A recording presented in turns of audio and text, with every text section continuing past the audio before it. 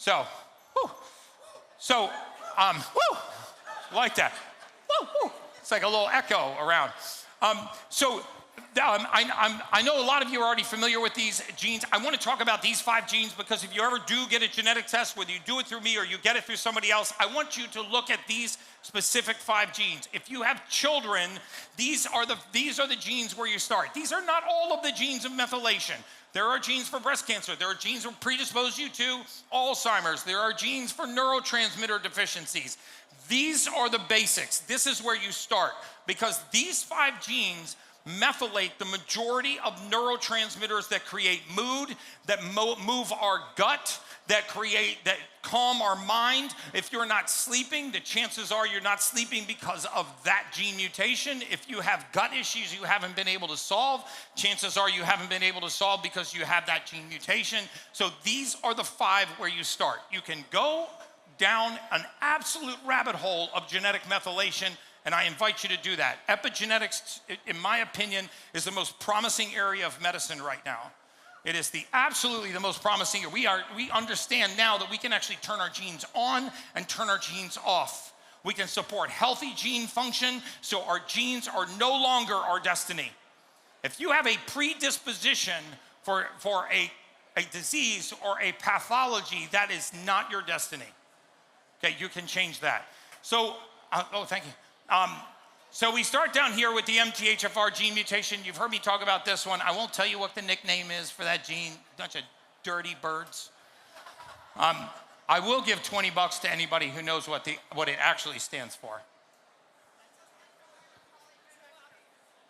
Did you see methylene tetrahydrofolate reductase? Who said that?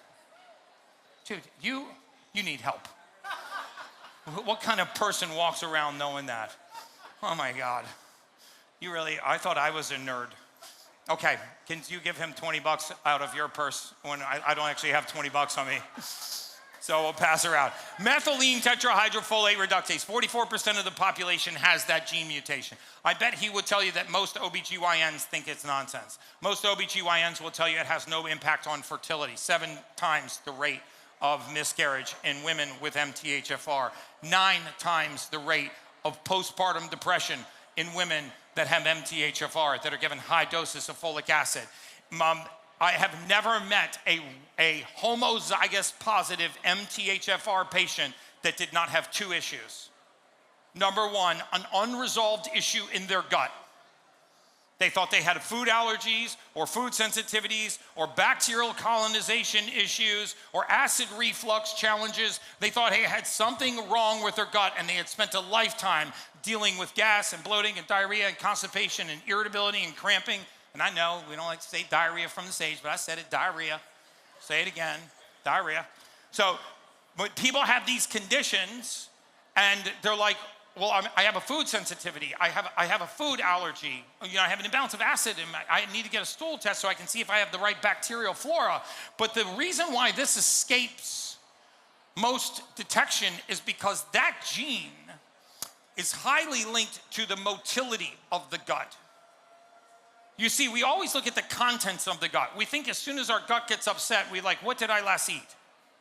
And we're like, well, that doesn't make sense because I ate the same thing on Monday and I was fine, and then I ate the same thing today and I blew up like a tick, right? And so we're like, well, it must not have been that food, or maybe I'll cut that food out, or I'll get an allergy test done. And most allergy testing, I promise you, is 1998 science, right? Most allergy testing doesn't even account for your baseline state of inflammation. It just assumes that you're allergic to everything.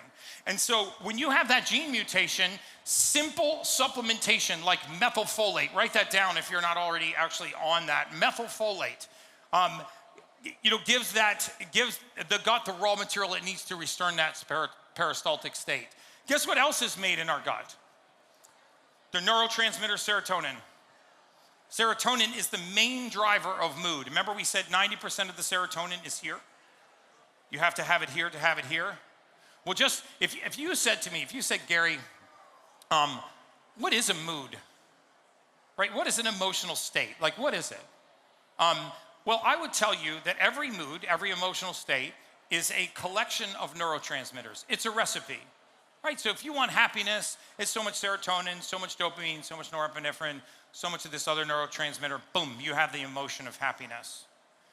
Well, what if you're just missing an ingredient, right? What if you went to a bakery chef and said, listen, man, you can bake whatever you want.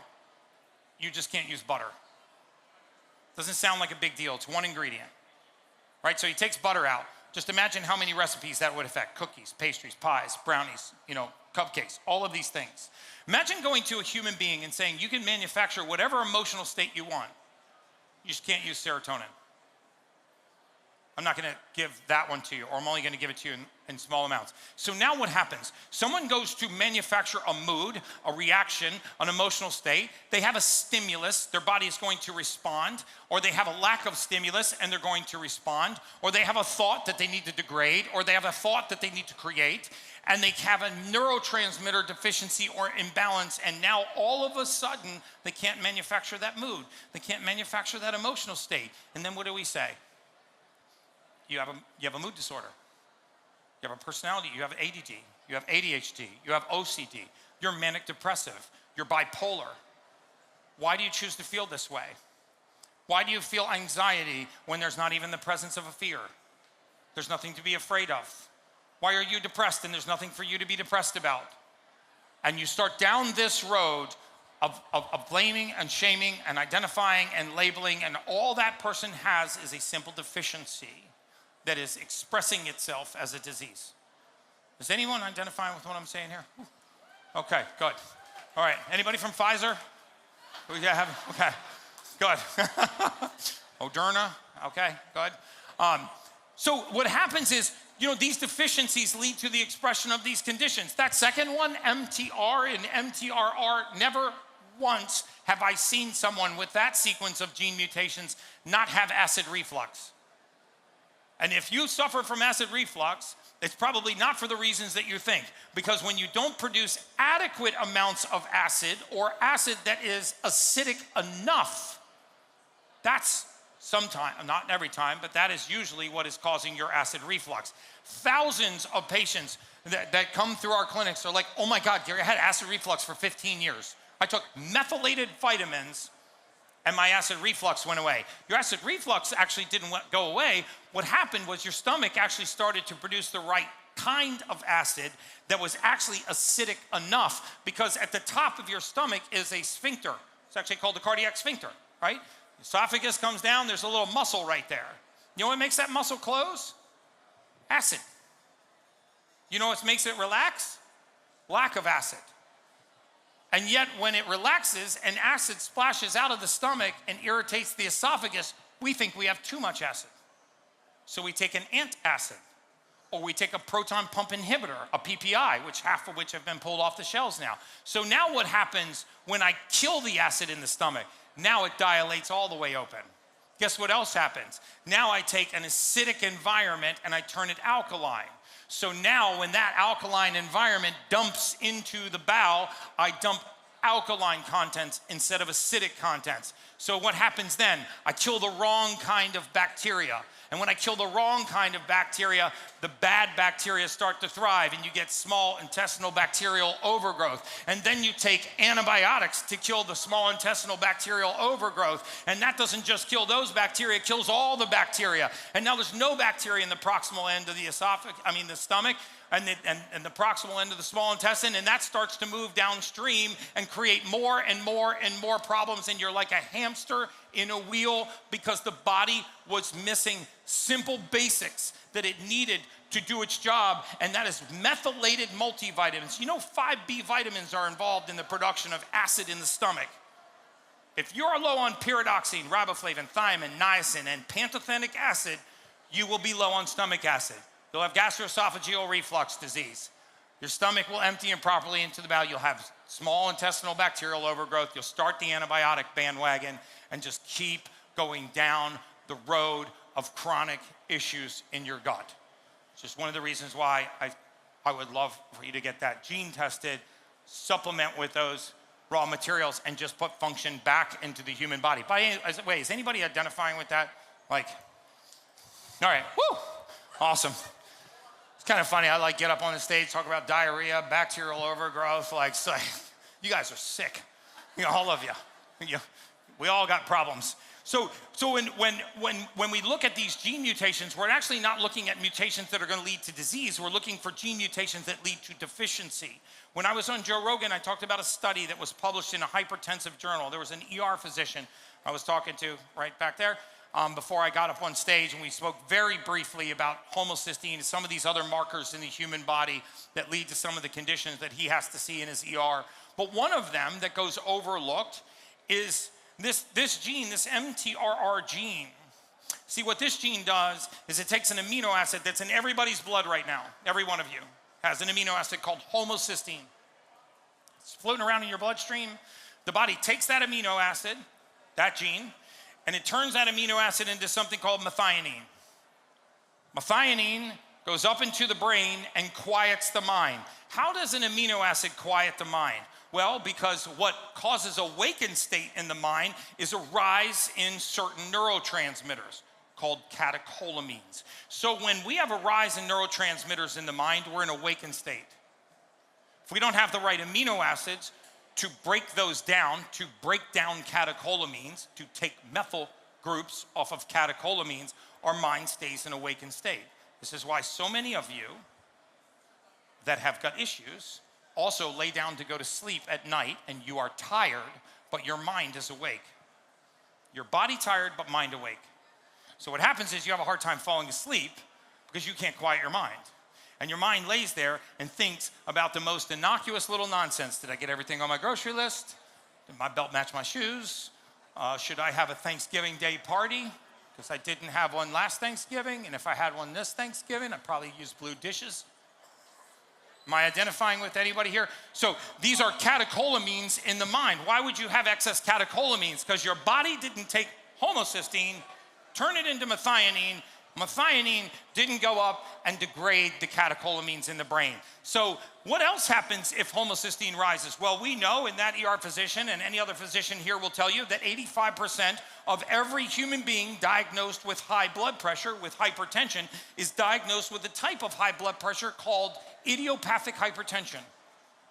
Right, which in medicine, in Latin, means of unknown origin. So 85% of the people that are diagnosed with high blood pressure, they don't know the origin of the blood pressure, the increase in blood pressure. There was a phenomenal article published in the Journal of Hypertension linking elevated levels of this amino acid homocysteine directly to hypertensive states. Why? Because this amino acid, when it's running around in your bloodstream, right, cruising by the inside lining of your arteries, irritates the artery. Do you know what happens when you irritate an artery?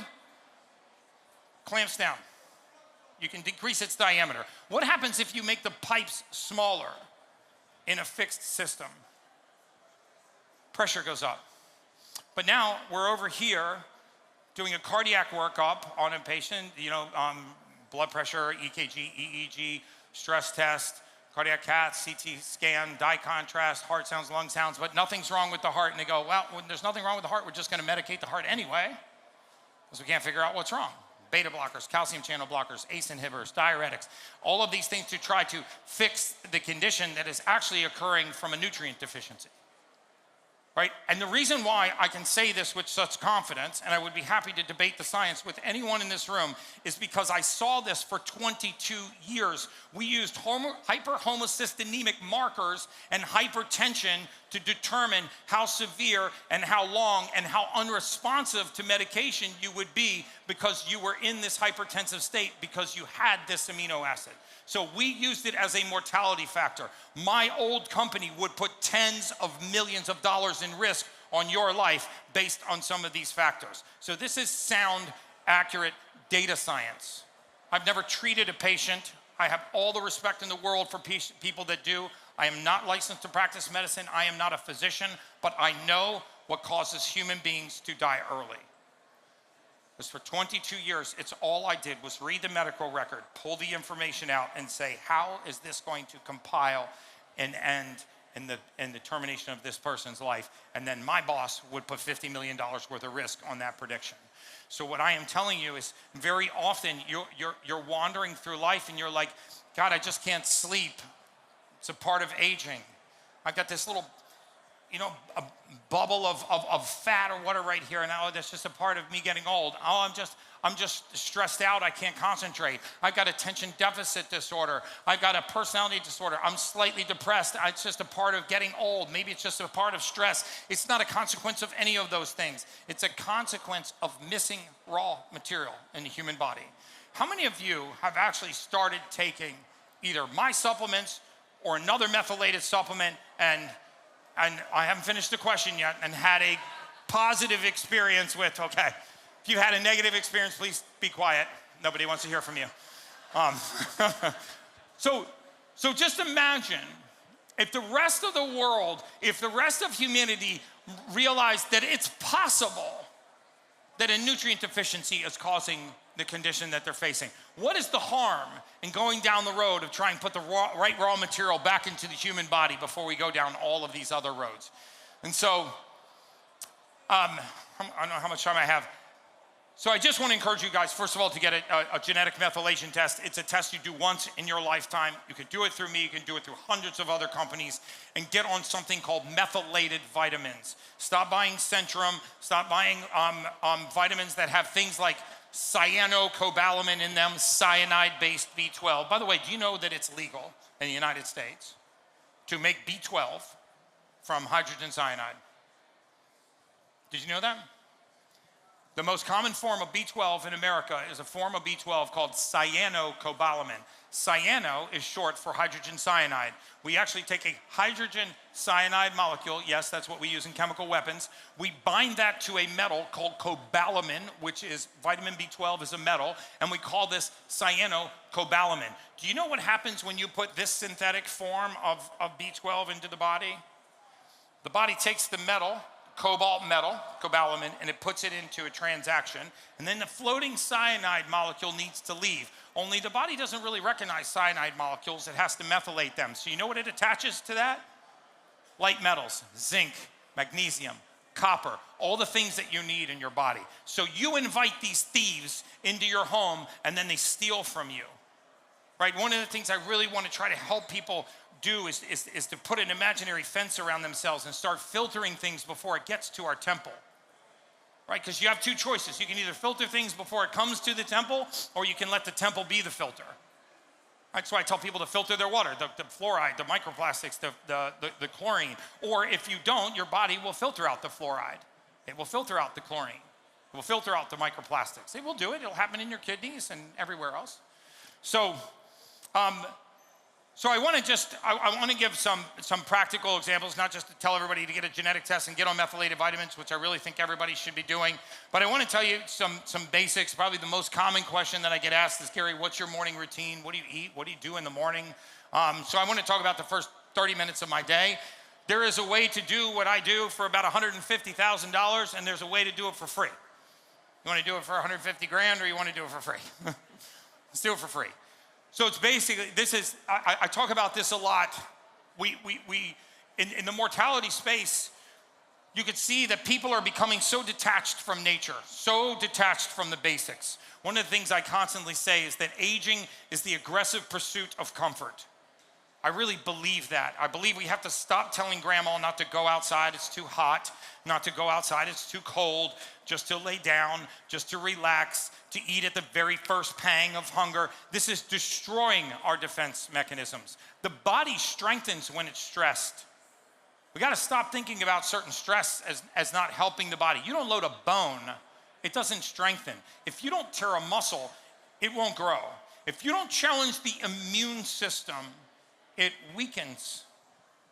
We are seeing that on the backs of the pandemic. I don't care what side of the vaccine equation you are, the worst thing to happen to humanity was residential quarantining, social distancing, and masking.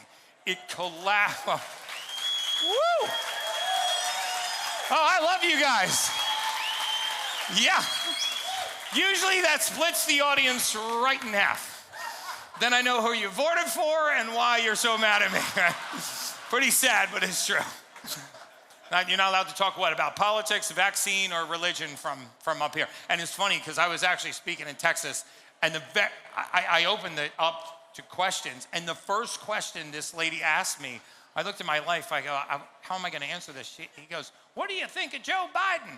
And I was like, oh, you're putting me on the spot. I said, well, let me put it this way. If a spaceship landed, and I live in Coral Gables, if it landed in Coral Gables and the aliens got out and came up to me and said, hey, take me to your leader, I would not be the one to take, I would not want to be the one to be like, yeah, no, really?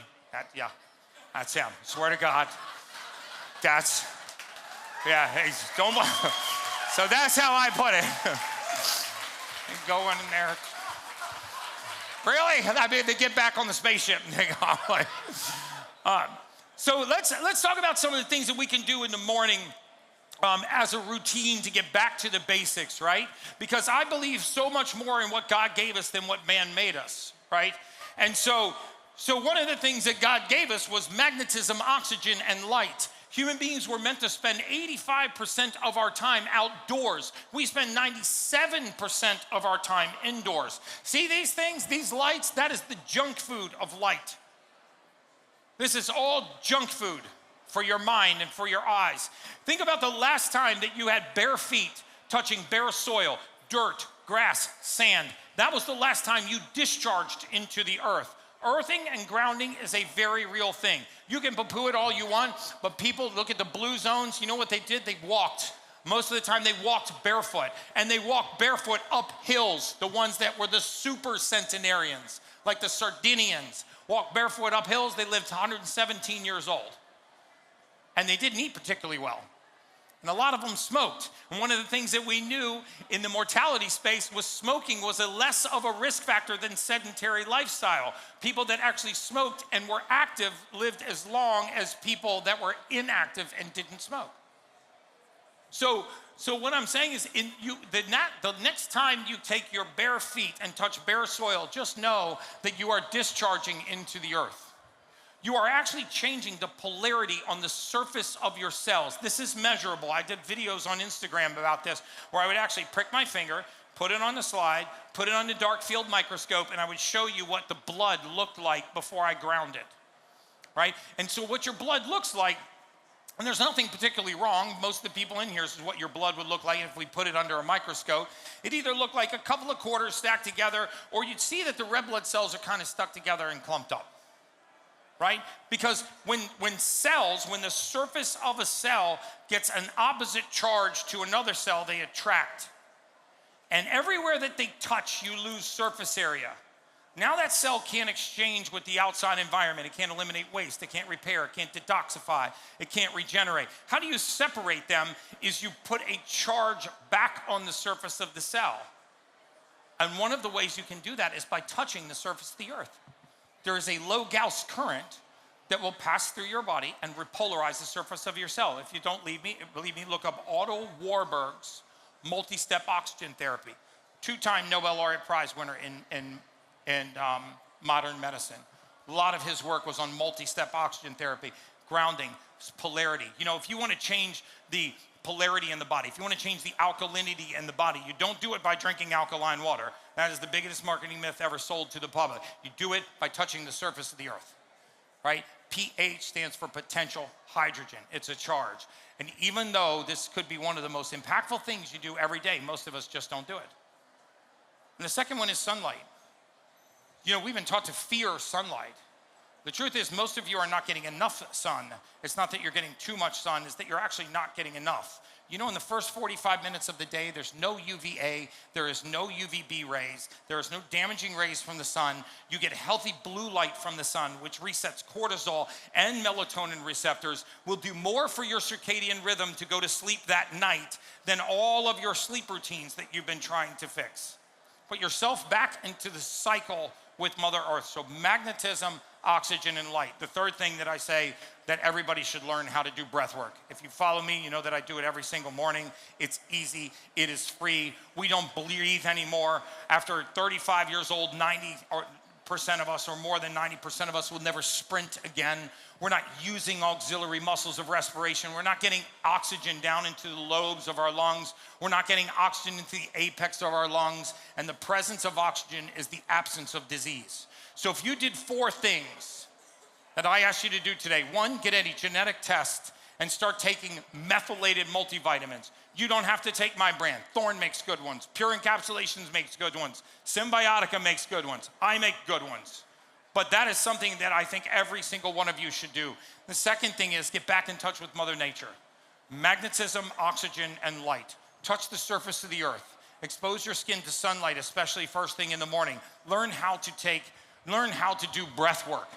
It's very simple. I have an 8-minute routine I do every single day, like clockwork. You guys want to do it?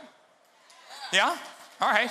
Yeah, all right. So you guys really want to do some breath work? Okay, just so you know, everyone outside of here is going to think this is a cult because it's about to sound really freaky. All right. So just know you're going to get weird looks when you walk out. I heard you guys sucking air in there. All right. So there's 2 types. One is a 60-second technique that will turn you into a Spartan warrior. Another one is one I do every morning to wake up. Which would you guys like to do? I'll cook to both. I love these guys. Well, since it's free, I'm buying both. That's yep. Everybody's got a friend like that. Okay, so we're gonna do them both. This is what I do every single morning when I wake up. The credit doesn't go to me; it goes to Wim Hof. We're gonna do yes. I took his certification course. My son and I are headed to the Pyrenees Mountains with him. So, wish me luck, because that's like the real deal when you take off your clothes and you go up that and get in the glacier. So what we're gonna do, just sit comfortably. We're gonna do 3 rounds of 5 breaths. And what I want you to do is I want you to breathe obnoxiously deep. I want you to act like you've been pushed underwater and you just broke the surface of the earth, okay? And I want you to breathe that way. And then when we get to our 5th breath, we're gonna exhale and hold. Do you know why we exhale and hold? Does anyone know what the main vasodilator is besides our ER doctors? The main vasodilator in the human body? It's not nitric oxide. It's carbon dioxide. Yes, carbon dioxide is the main vasodilator in the human body. So we are going to exhale, and for 30 seconds, we're gonna let the carbon dioxide build up. And then we're gonna take a deep breath in, and we're gonna start again. You ready? Okay, here we go. 5 breaths. Ready?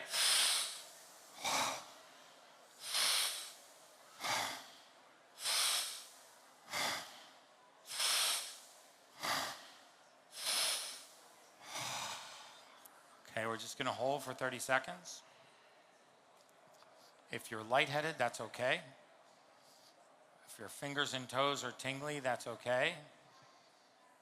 Put your tongue to the roof of your mouth. We're gonna take a deep breath in together. Ready? We're gonna hold that for 10 seconds. We're gonna let it out. How many of you got really lightheaded? Okay, that is the oxygen tension changing in your tissues.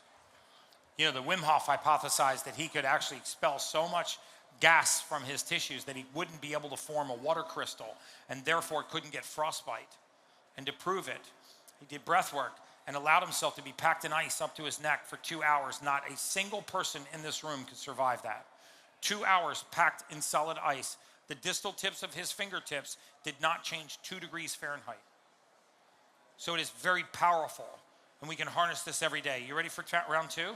Okay, 5 more breaths. Ready? Here we go.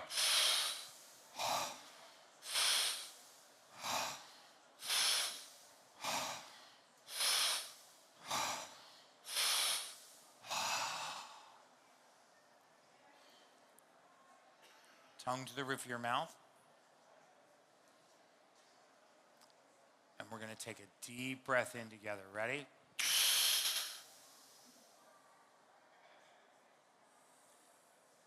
And let it out. Okay, last round, 5 more. Okay, here we go. Ready?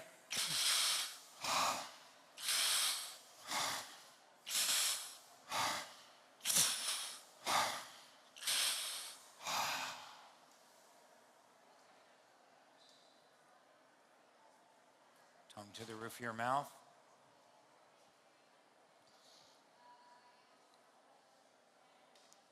Deep breath in.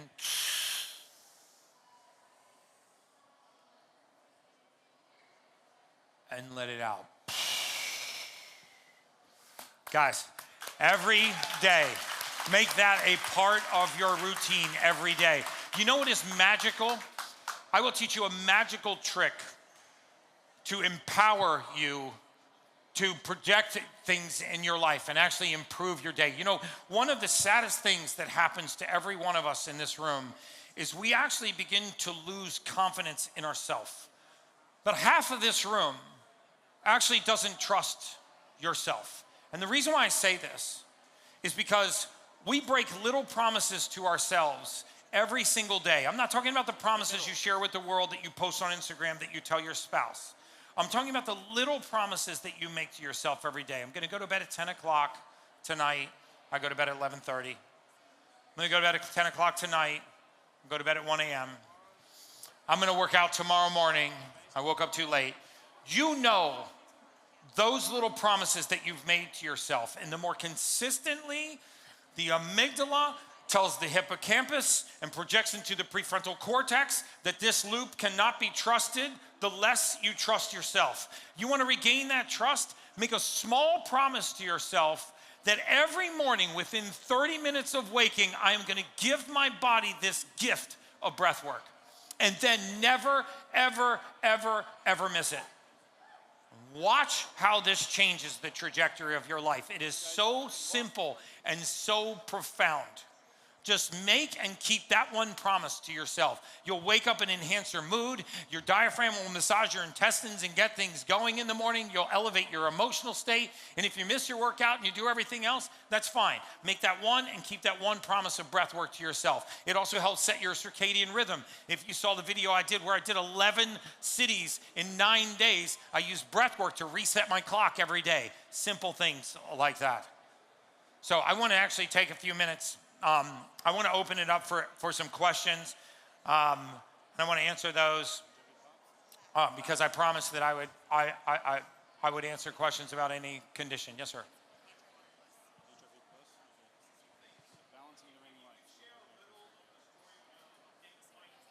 If I could share the story of Dana White, yes, absolutely.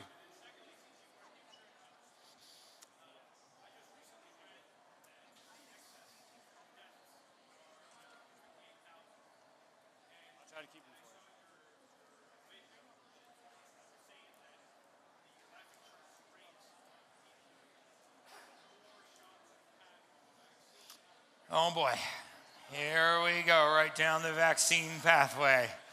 So, I'm about to blow up. Okay, so what's happened is they can't ask if you've been vaccinated or boosted on your insurance application, right? You know, if you apply for a large life insurance policy, they cannot ask you the question of whether or not you've been vaccinated. So the narrative is that the vaccinations and whether or not you've been vaccinated doesn't matter. But guess what they do ask you for? All of your medical records. So there are questions I need not ask if I have your entire medical file. So if you are unconscious on a gurney and I'm a physician and I have access to all of your medical records, I know most of what I need to know about what's going on in your body. I would know if you're diabetic. I would know if you have an autoimmune condition. If I have access to all your, would I know if you were vaccinated or non-vaccinated? Would I know if you were boosted? Yes, so they don't have to ask the question in order to have that information. What I am telling you is if you want to see the impact of any mortality factor, watch large life insurance. Table ratings for multiple boosters, non-insurable after certain number of boosters, non-standard life insurance for double vaccinated, non-capacity for super preferred coverage. They are not going to tell you you did not get super preferred coverage because you've been vaccinated and double boosted. They're going to tell you you don't qualify for super preferred coverage. That's not how the industry works. They have all of the data, and the data that matters is mortality data, right? I mean, the second leading cause of morbidity in COVID was a nutrient deficiency. It was a deficiency in vitamin D3, right? And so I have to kind of leave it at that, but I'll expand on that with you because I like to live, and you know, I don't want you guys to wake up tomorrow and be like, God, he was so happy, hung himself on a bed sheet. That's weird. So I want you guys to open an investigation if I disappear in the next 24 hours. Can I at least have that promise? And then I'll tell you the story of Dana White. So when I met Dana White, you know, again, I am not a physician. I am not licensed to practice medicine. Please do not take anything that I'm saying from this stage as medical advice. The people that have earned the right to practice medicine deserve the right to give medical advice. When I met Dana White, he was actually on 3 medications for his blood pressure. He was actually on a myriad of medications, including a diuretic for his blood pressure. He was also on a blood thinner. He was on a thyroid medication. He was on a sleep apnea machine. He was on medication for tinnitus, and he was on something called gabapentin for nerve pain. And he's off of all of that medication now. He's not on a single medication, but he had that marker that I told you. He had the highest level of homocysteine that I had ever seen. The highest level of that amino acid that I had ever seen. And it just so happens that as his homocysteine came down, his hyperhomocystinemia fell. One of the things that I told Dana when I met him was, I have 10 years of your medical records here. You've never had an abnormal cardiac workup. Your heart and lung sounds are normal. Your EKG is normal. Your EEG is normal. You had a dye contrast study. It was normal.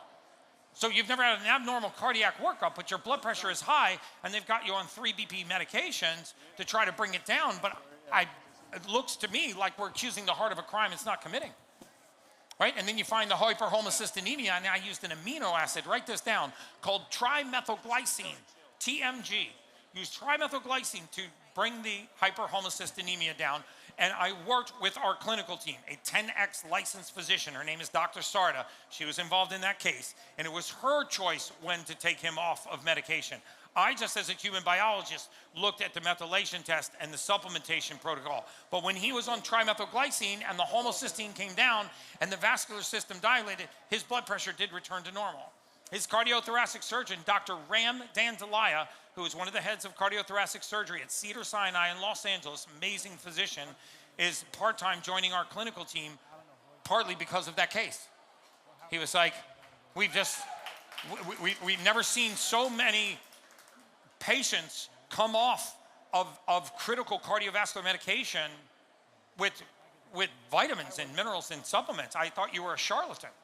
But now there's enough of these cases. You know, Dana's the medical director for the UFC, Dr. Jeffrey Davidson, just joined our clinical team because so many of the diagnoses that he was making in his private emergency room were being remediated by people putting raw materials back in their bodies. Do you know that, links between things like early onset dementia, peripheral neuropathy, and congestive heart failure, which all meet at circulation, poor circulation, were remediated by treating the circulation in these patients and not treating a psychiatric disease, a cardiovascular disease, and a neurological disease, right? If I wanted to give anybody in this room neuropathy, I could just put a tourniquet on your calf.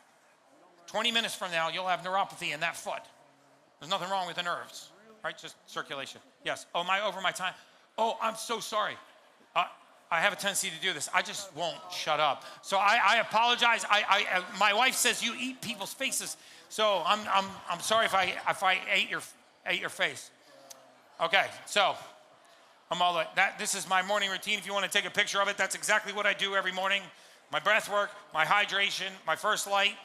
I add something called Baja Gold sea salt to my drinking water. It's the best salt that you can get. It has all 91 trace minerals.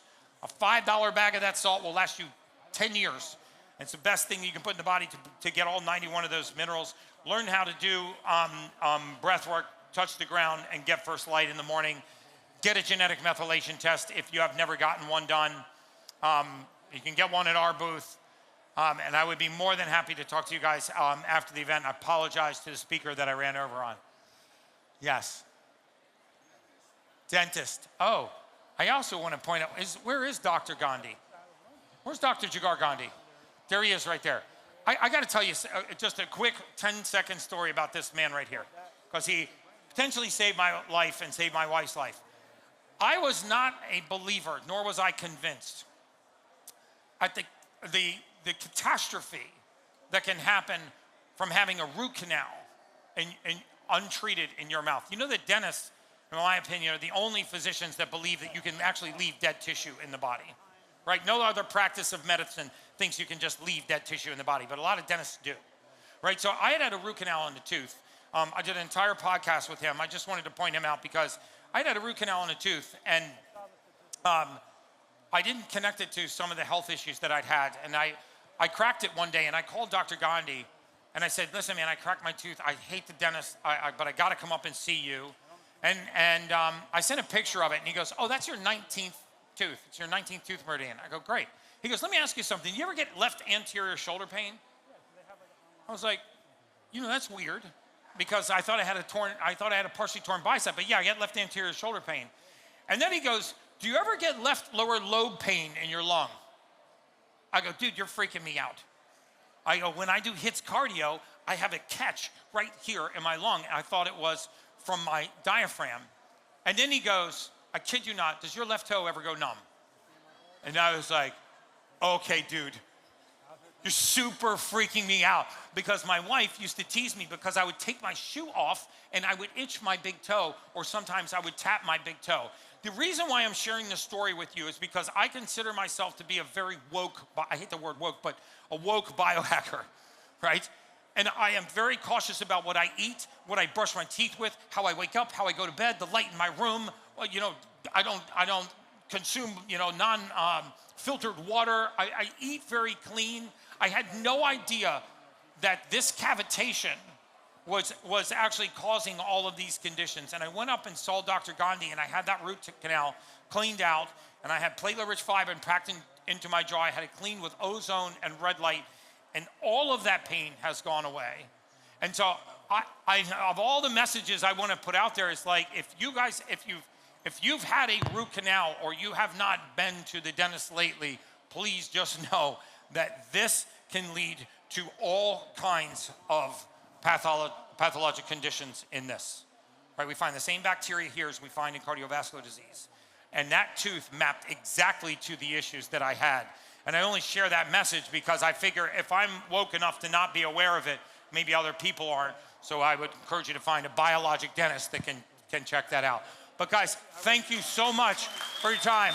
I appreciate you so much. You're amazing. And I'm sorry I ran over. Woo!